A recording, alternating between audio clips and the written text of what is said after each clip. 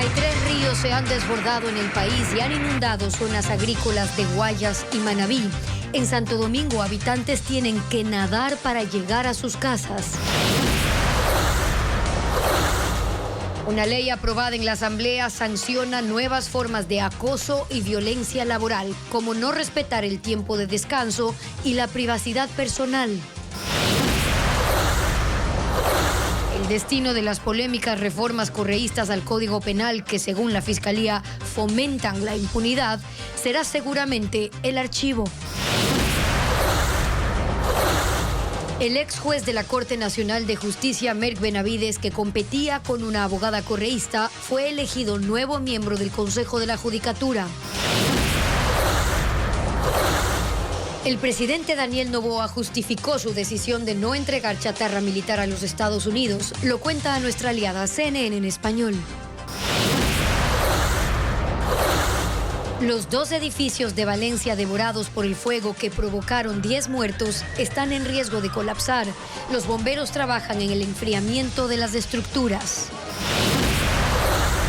Buenas tardes, bienvenidos. 4 provincias afectadas por el invierno. Con eso comenzamos Televistazo, amigos. Bienvenidos. Gaby, ¿qué tal? Hola, Steffi, amigos, buenas tardes. Santo Domingo de los Áchilas, Manabí, Guayas y Los Ríos registran daños.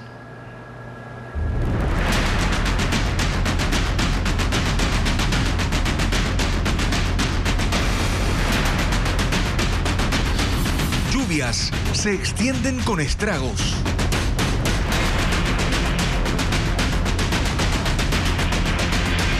La capital de Santo Domingo de los Áchilas soportó anoche varias horas de lluvia intensa. En algunos barrios el nivel del agua alcanzó los 2 metros. Hay centenares de familias damnificadas.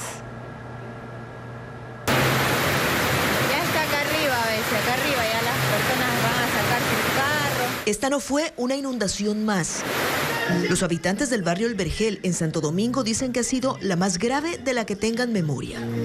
El agua subió tanto que ya no se trataba solo de salvar los enseres, sino de salvar la vida. Se está ahogando ese agua. Uy, Dios mío, se ahoga. En la madrugada, los rescatistas llegaron en bote para tratar de sacar a quienes se encontraban atrapados en sus viviendas. Dale la mano que se ahoga. Quienes tienen un segundo piso se quedaron atrincherados ahí hasta que las aguas bajaran. Pero cuando las aguas bajaron, el panorama era desolador. Perdemos todo.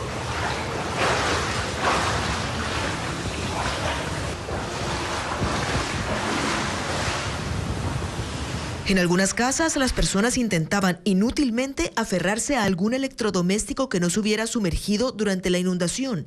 Pero es que no había ni siquiera un lugar donde pudieran ponerlo y dejarlo a salvo. Santo Domingo de los Áchilas. Es demasiado pronto aún para contabilizar pérdidas, pero es evidente que decenas de familias se quedaron sin nada. Todo perdimos, todo. Hasta ahora no se ha informado de heridos o de pérdidas humanas. Todo se lo llevó el pobre, todo. Mira.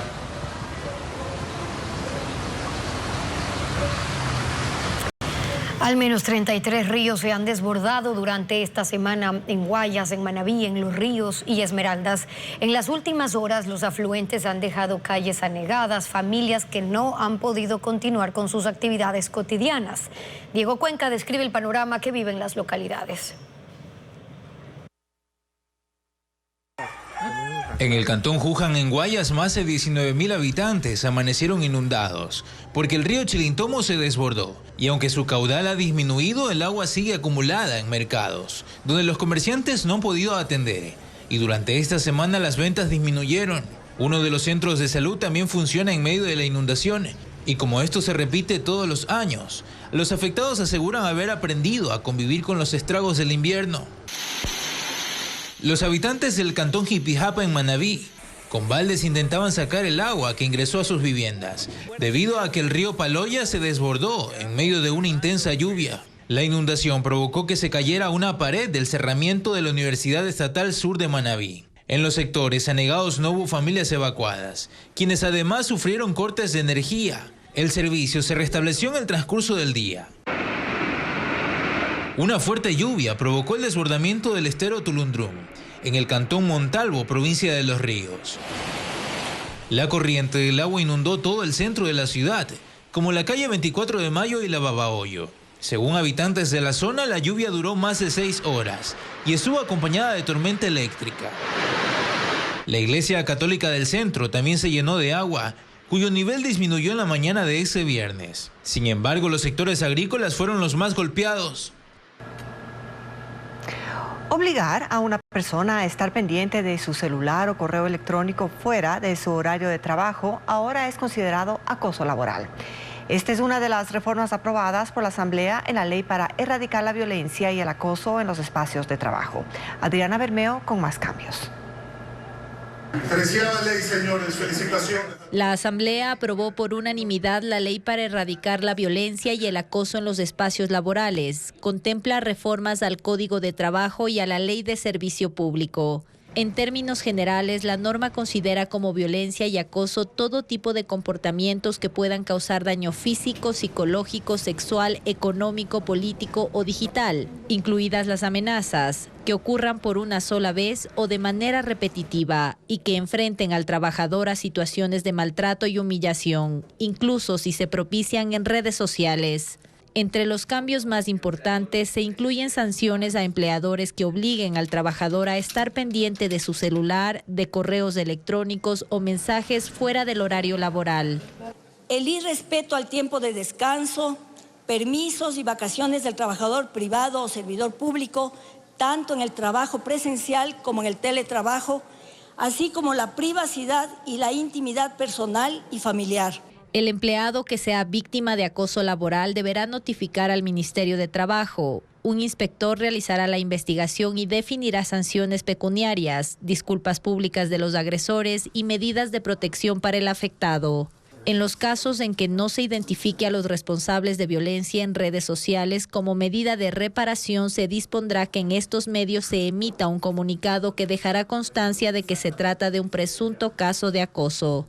La ley aplica para los sectores público y privado y mientras dure la investigación, ninguno de los involucrados podrá ser despedido. La norma también establece un plazo máximo de 180 días para que el Ministerio de Trabajo emita el reglamento sobre procedimientos y sanciones.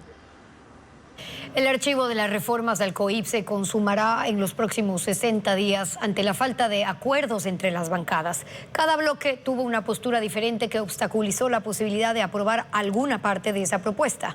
Patricio Díaz lo informa. Las reformas al COIP parecen tener destino al archivo, lo confirmó el presidente de la Asamblea, Henry Kronfle, después de que ayer se negó la moción correísta con los artículos polémicos como revisión de sentencias y otros. Y además, la moción de ADN no se votó porque los mismos proponentes dejaron sin quórum la sesión. Kronfle confirma que el texto así ya no tiene opciones. Ya no puede ingresarse ninguna otra moción y ya no pueden regresarlo a la comisión para tratar de manipular textos. Se acabó esto, señores. Por lo que la moción de ADN que no se votó es, según él, la única forma de revivir esas reformas. Pero no tienen 70 votos y difícilmente los conseguirán. Uno de los aliados oficialistas, que sí se quedó en la sesión, advierte una razón por la que se habrían retirado sus colegas. Al parecer, varios artículos que deberían haber estado en el bloque 1 estaban en el bloque 2. Tenía que reformarse la estructura de los bloques, pero para eso hay tiempos. El oficialismo no explica en su comunicado por qué se retiraron de la sesión. La bancada acusa a otro bloque de impedir que su propuesta sea sometida a votación. No los mencionan, pero los únicos que se retiraron fueron el correísmo y ellos mismos, ADN. Por eso se quedó sin quórum la sesión. Se ha perdido el tiempo y nos da vergüenza porque aquí todos están ganando un sueldo y deberían de vengar. El correísmo, tras perder su propuesta que según las otras bancadas buscaba impunidad, acusó a ADN de no votar por su moción, que también incluía el endurecimiento de penas, asegurando que esos temas van a la consulta popular del presidente. El Partido Social Cristiano los acusa a ambos de no salvar lo bueno de la reforma, algo que ellos sí querían aprobar. En Construye no les creen y aseguran que esto es parte de un pacto. El pacto es claro. A la bancada de Construye ni al país le van a venir a ver la cara. Así, según la ley, si en 60 días no se votan las reformas, estas van al archivo. Eso ocurriría el 22 de abril, un día después de la consulta popular. El ex juez de la Corte Nacional, Merck Benavides, fue designado vocal del Consejo de la Judicatura. Los 2 votos del correísmo no fueron suficientes para nombrar a la exasambleísta de la Revolución Ciudadana, Nuria Butiña. Informa Jacqueline Rodas. El correísmo no logró poner a su candidata como vocal del Consejo de la Judicatura. La sesión para designar al ganador de la terna, convocada para las 7:15 de la noche de este jueves, tardó 1 hora en instalarse, pero se resolvió en 10 minutos. La primera moción, que estaba en manos del Pleno del Consejo de Participación desde la mañana, fue presentada por la consejera Yadira Saltos, afín al correísmo, para elegir a la ex asambleísta de la Revolución Ciudadana, Nuria Butiña. La postulante más idónea para la vocalía suplente del Consejo de la Judicatura. Solo contó con el voto de la proponente y de su coideario Augusto Verduga. A favor. Con 2 votos a favor y 5 votos en contra, no ha sido aprobada. Enseguida, el consejero Juan Esteban Guarderas propuso al ex juez nacional Merck Benavides. Yo creo que es el que más visos ha dado de ser independiente y neutral, cosa que para la función judicial me parece fundamental. Benavides obtuvo 5 votos y se convirtió en vocal suplente del Consejo de la Judicatura. Formará parte del Pleno en lugar de Juan José Morillo, quien perdió el cargo por tener un llamado a juicio por tráfico de influencias. El Consejo de Participación remitió la designación a la Asamblea para que el nuevo vocal sea posesionado. Merck Benavides es profesor de la Universidad Central. Tiene 8 títulos de 4º nivel y es PhD en Derecho. Fue fiscal, defensor público y juez de la Corte Nacional de Justicia. La Comisión de Fiscalización decidió recomendar al Pleno el juicio político contra el vocal de la Judicatura Fausto Murillo y el ex vocal Juan José Murillo. Hubo 8 votos a favor y 1 en contra. Murillo es acusado de arrogación de funciones y al ex vocal Murillo de tráfico de influencias en un caso de la ex legisladora Guadalupe Llori. El presidente de la Asamblea deberá definir cuándo convoca al Pleno para el juicio político, donde se establecerá si se censura y destituye al vocal Murillo. Los bomberos de Valencia, en España, luchan para enfriar el exterior de los 2 edificios destruidos por el incendio que deja hasta ahora 10 muertos. El peritaje para determinar las causas ha empezado. Los servicios de emergencias han estado trabajando desde la madrugada en las labores de enfriamiento de los edificios incendiados. 2 torres de un mismo complejo con hasta 14 pisos y 138 departamentos. Hasta ahora han llegado a la 3ª planta de uno de los inmuebles. Aseguran que el daño es total y hay riesgo de colapso en ciertas áreas. El fuego comenzó alrededor de las 5 de la tarde de ayer en el 3er o 4º piso y luego se propagó rápidamente, avivado por el viento en la zona. El edificio tenía aislantes de poliuretano en las paredes de la fachada, un material inflamable, por lo que en 1 hora las llamas se extendieron por toda la estructura. Las autoridades confirman la muerte de 10 personas, pero aún hay 15 desaparecidos, entre ellos un menor de 2 años y un bebé nacido hace 2 semanas. Todas las personas afectadas por el incendio ya están reubicadas con familiares o en hoteles. La alcaldía de Valencia declaró 3 días de luto, por lo que se han suspendido todos los eventos recreativos del fin de semana.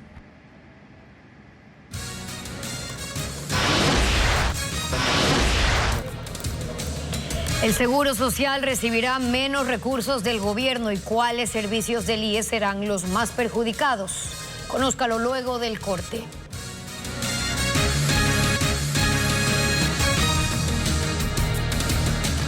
El presidente Daniel Noboa habló por primera vez del armamento ruso que iba a ser entregado como chatarra a Estados Unidos. El mandatario confirmó en una entrevista con CNN que desistió del intercambio al enterarse del destino que tendría el material bélico. Además, mencionó que Ecuador no violará tratados internacionales que afecten la relación con su tercer socio comercial. Escuchemos al jefe de Estado.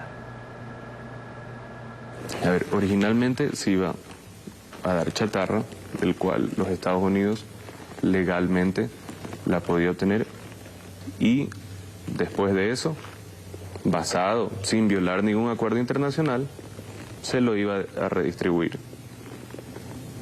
Para nuestra misma sorpresa, los Estados Unidos comunica públicamente de que eso va a ser llevado para un conflicto armado en Ucrania, lo cual nosotros no queremos ser parte, el cual nosotros no queremos triangular tampoco armamento y el cual no queremos andar violando tampoco ningún tratado internacional. Entonces, ¿qué dijimos en ese momento? Ya si es que públicamente esa es la idea, nosotros no podemos seguir adelante con eso.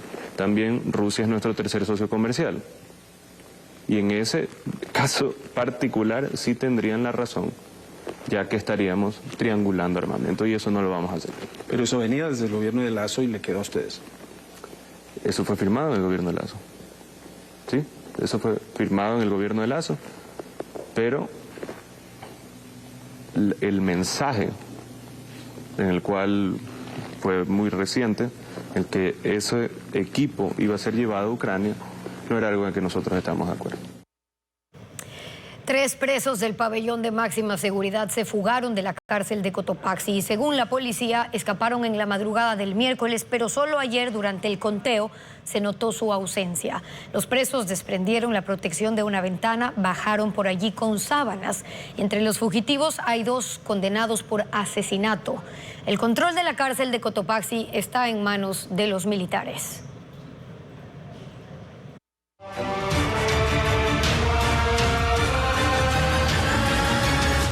Seguridad, industria en expansión.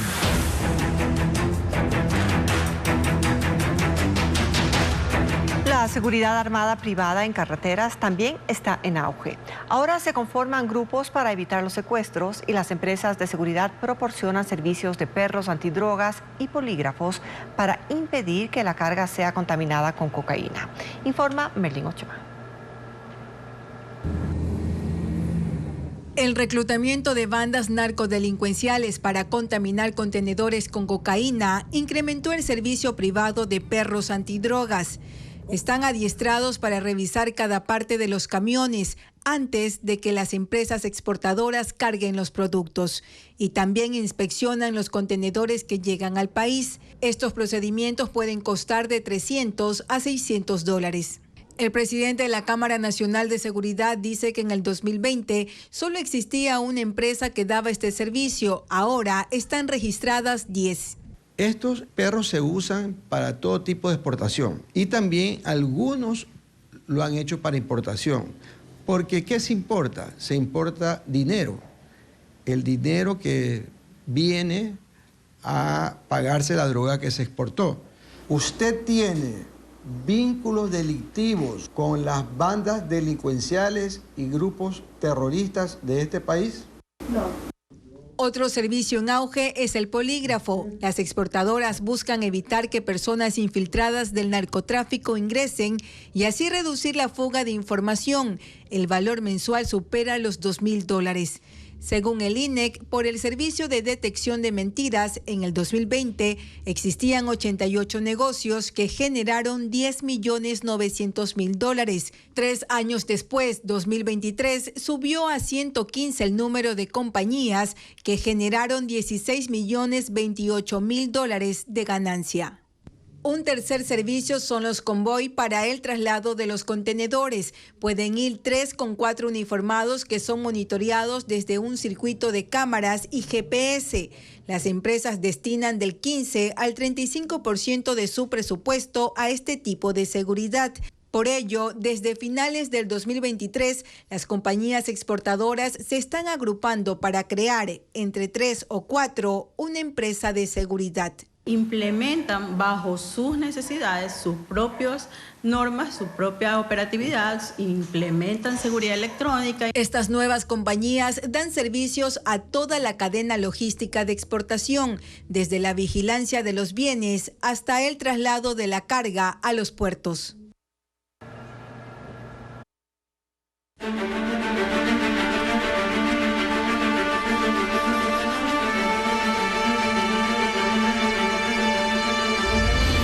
IES, se agrava la crisis.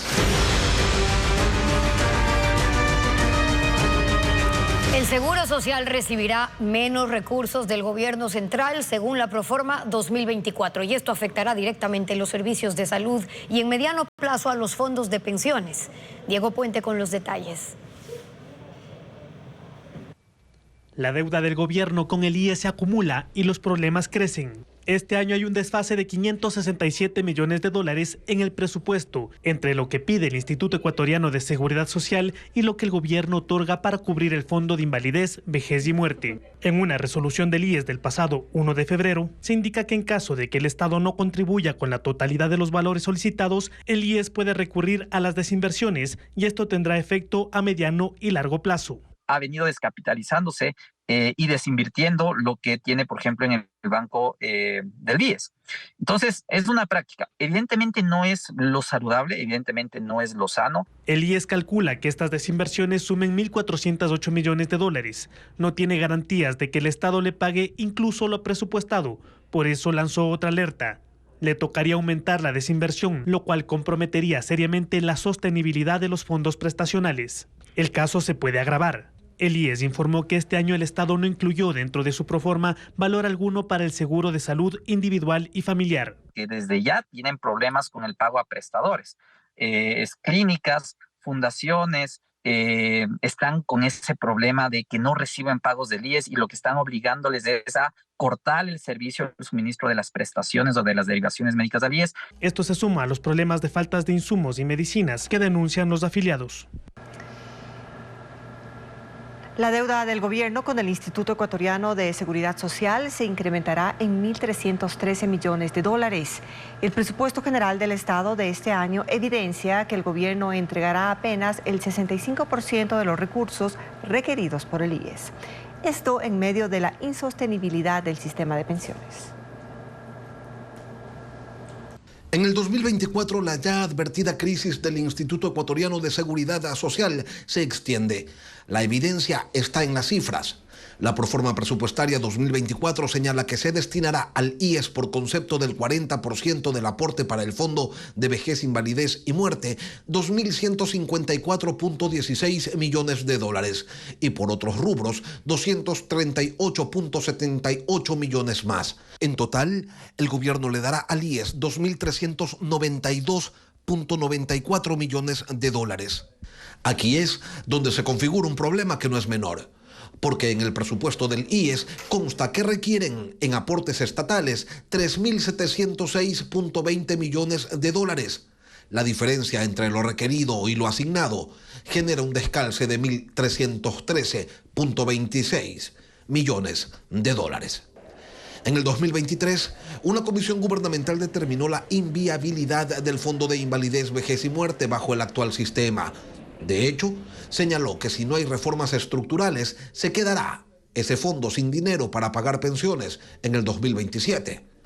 En los hechos, los cambios estructurales no llegan y más bien al IES se le entrega menos dinero del que requiere. Ahora, cuando se analiza en detalle lo que necesita el IES y lo que asigna la proforma, se dimensiona de mejor manera que para el gobierno la seguridad social es un asunto de segundo orden. Para el Fondo de Riesgos del Trabajo se requirieron 27.30 millones, les van a dar 14.26. Para Seguro Social Campesino se pidieron 169.63 millones, les asignaron 87.01. Y el ejemplo emblemático es el del Fondo de Salud. Se solicitaron 782.36 millones.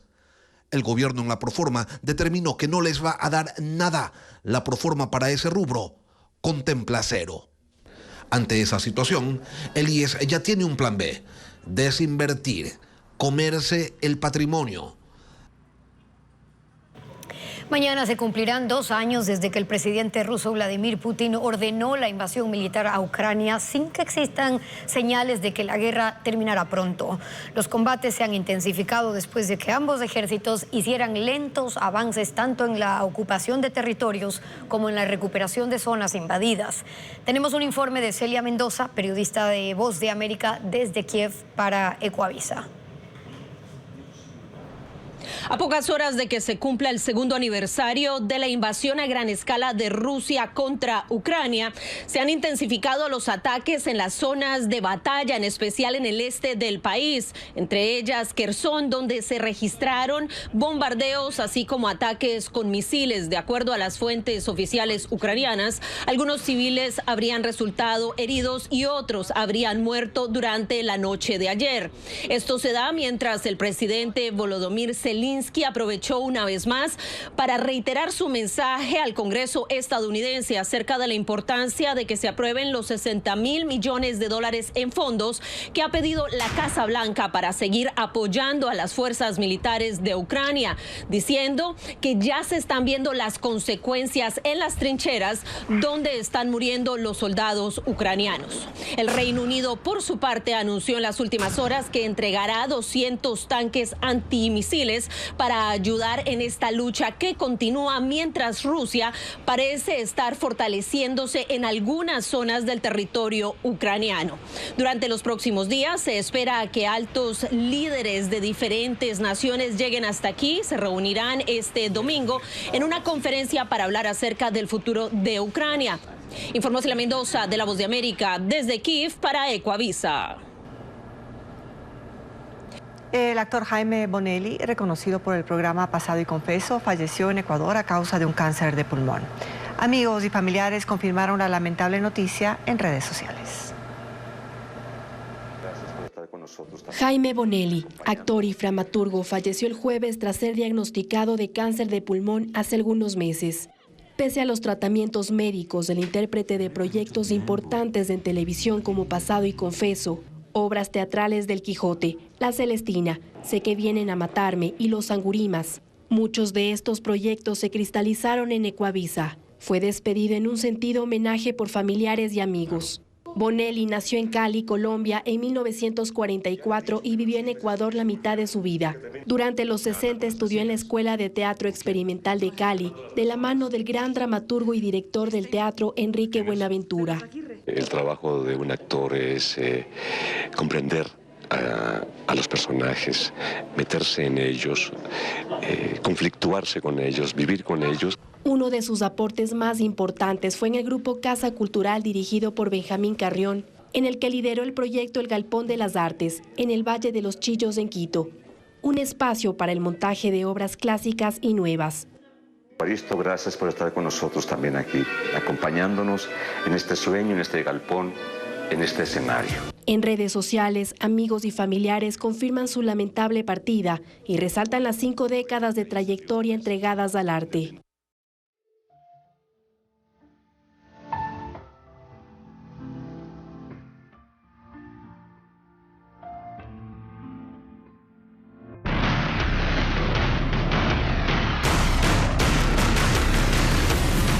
Simón Bolívar, la vía más peligrosa.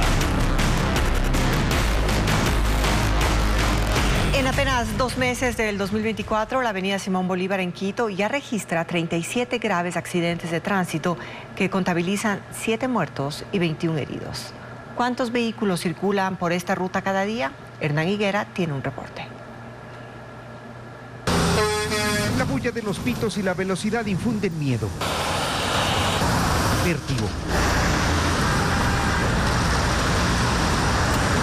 Eso solo se siente cuando un conductor se baja del auto para mirar lo que ocurre en esta, la ruta urbana más peligrosa del país, la Simón Bolívar en Quito.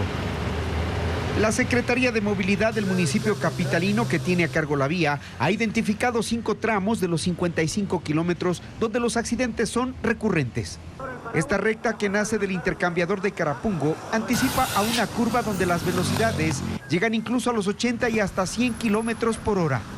En este tramo la vía tiene hundimientos y cuarteaduras que poco importan a los conductores. No respetan las señalizaciones, no respetan. Entonces por eso existe accidentes de magnitud grave.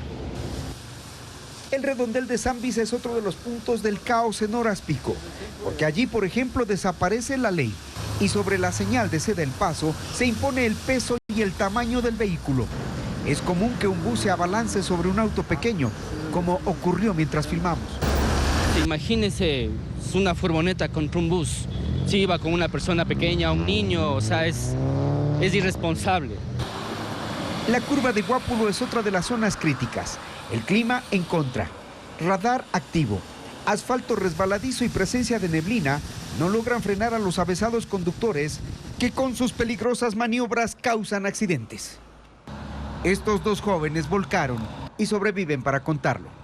Muy común eso, le digo, saben que estamos aquí, resbaloso, cogen y se cruzan de una, entonces uno no le da chance de reaccionar, pues así más que reaccione lo más pronto.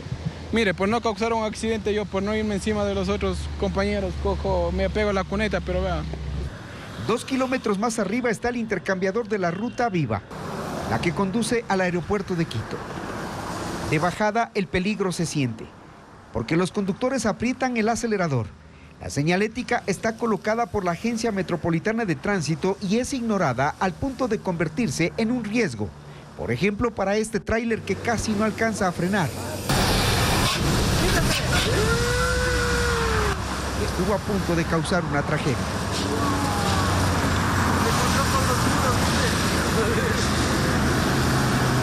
La zona de la Forestal y el Troje son otros dos sitios donde se producen impactantes accidentes como el de este jueves. La Simón Bolívar es la vía de la muerte, no es solo un decir. En sus parterres, las familias afectadas por los accidentes ponen cruces para recordar las tragedias que desafortunadamente no ayudan a cambiar el comportamiento de los usuarios. En el país, 230.000 pacientes con enfermedades crónicas requieren de cuidados paliativos y 32.000 fallecen cada año sin recibirlos. La falta de legislación complica su acceso. En la Asamblea se debate la aprobación de una ley para garantizar este derecho, como nos informa Bessie Granja. Esta es la unidad de cuidados paliativos del Hospital Teodoro Maldonado Carbo del IES en Guayaquil. Allí pacientes con cáncer u otra enfermedad catastrófica y que sufren dolor provocado por este diagnóstico acuden para recibir tratamiento para aliviarlo. Es que el 50% de los pacientes con enfermedades crónicas avanzadas, oncológicas o no oncológicas, van a requerir desde el inicio cuidados paliativos. Quizás el de mayor realce, que es el opioide o la morfina, deberá ser provista por un médico. Es decir, que los pacientes requieren hospitalización para la colocación de este tipo de fármaco. Pero la realidad es que no todos los que padecen sufrimiento severo y deterioro físico por enfermedades crónicas avanzadas tienen acceso al sistema público de salud.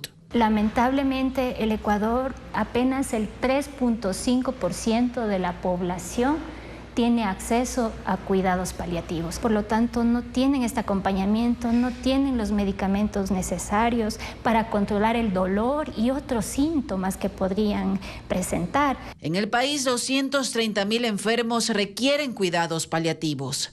En un año, 32.000 fallecen sin contar con este tratamiento. De esta última cifra, 622 son niños, según la Asociación Ecuatoriana de Cuidados Paliativos. Este organismo impulsa en la Asamblea una ley para garantizar el acceso a este derecho. Entre los puntos más importantes del proyecto, consta que las universidades públicas incluyan en su pensum la preparación de profesionales en esta rama. Que el Estado destine un presupuesto para el desarrollo de los cuidados paliativos y permitirá que ese equipo de salud tenga los insumos, medicamentos, infraestructura. Actualmente, la Comisión de Salud de la Asamblea. Provincias albergan la Reserva Ecológica Los Ilinizas, considerada uno de los principales sitios de conservación de biodiversidad en el Ecuador. En este espacio, además de ver volcanes, hay lagunas y una gran variedad de flora y fauna. Ecuaterra recorrió algunos senderos de la reserva que conducen a aguas termales y más atractivos.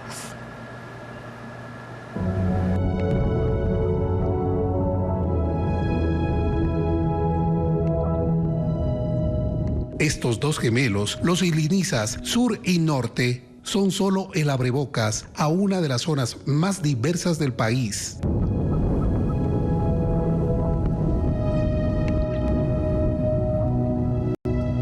Se trata de la Reserva Ecológica Los Ilinizas, que se extiende por casi 150.000 hectáreas distribuidas entre las provincias de Cotopaxi, Pichincha y Santo Domingo de los Áchiras.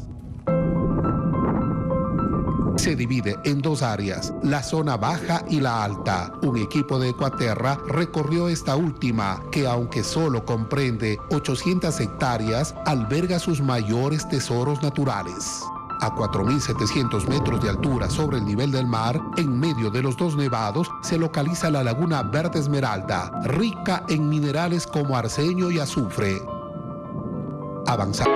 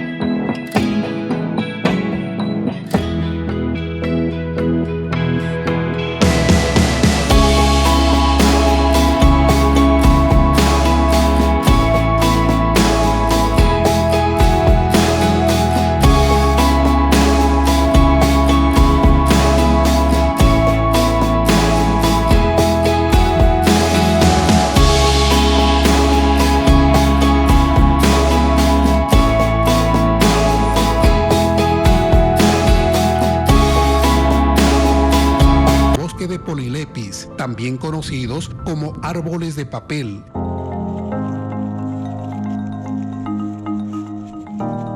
Que avanzan por un valle rocoso. Entre las nubes sobrevuelan dos cóndores andinos. Es una de las 56 especies de aves que habitan en la reserva. Y tras las rocas, un zorro andino merodea. A pocos metros aparecen otros dos. Aquí tenemos, por ejemplo, de mamíferos entre osos, entre conejos, lobo de páramo. En la parte baja tenemos el puerco sajino. 14 guardaparques del Ministerio de Ambiente vigilan la reserva, que entre otras de sus particularidades está atravesada por 18 kilómetros del Capacñán o Camino del Inca, red vial del antiguo Imperio Tahuantinsuyo, que inicia en Chile y llega hasta Colombia, declarado por la UNESCO como Patrimonio Cultural de la Humanidad. 3.000 personas visitan cada año esta zona protegida, sobre todo andinistas que buscan llegar al Iliniza Sur, el más desafiante por su camino rocoso y pendientes pronunciadas. Ver los tonos verdes de las montañas que se reflejaban al momento de subir, creo que eso es lo que a mí más me llama la atención y por eso me gusta este tema de hacer estas actividades. Cerca de 3 horas toma llegar hasta la cumbre, que tiene 5.265 metros de altura. Desde aquí es posible divisar la ruta de los volcanes, el Cotopaxi, Rumiñahui, Antisana y el Paso Ochoa. Es el punto más alto de la Reserva Ecológica de los Ilinizas.